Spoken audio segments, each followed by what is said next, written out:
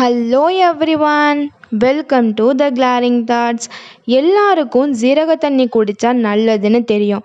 ஆனால் எப்படி குடித்தா ஜீரகத்தோட பயன் முழுமையாக கிடைக்கும், அதோட சைடு எஃபெக்ட்ஸ் என்னென்ன எல்லாத்த பற்றியும் பார்க்கலாம். வீடியோக்குள்ளே போகிறதுக்கு முன்னாடி நம்ம சேனலை நீங்கள் இன்னும் சப்ஸ்கிரைப் பண்ணலைன்னா சப்ஸ்கிரைப் பண்ணிக்கோங்க. அப்படியே பக்கத்தில் உள்ள பெல் ஐக்கானையும் கிளிக் பண்ணிக்கோங்க.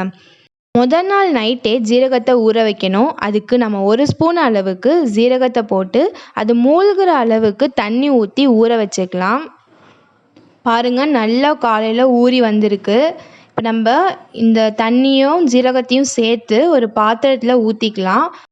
இதோட நம்ம இன்னும் ஒரு 100 ml போல் தண்ணி சேர்த்து நம்ம கொதிக்க விடலாம்.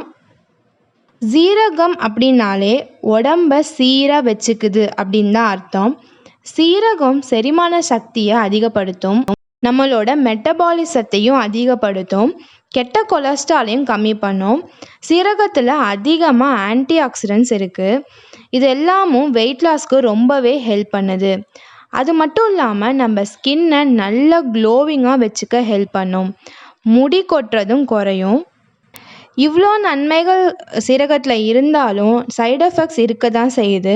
அதிகமாக சீரகம் சாப்பிடும்போது நெஞ்செரிச்சல் வர வாய்ப்பு இருக்குது.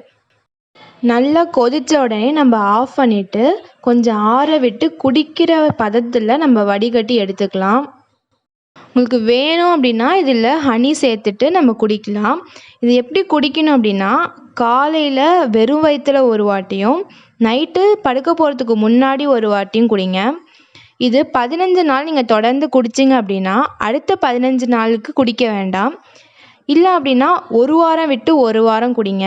அப்போ தான் சைடு எஃபெக்ட்ஸ் வராமல் இருக்கும்.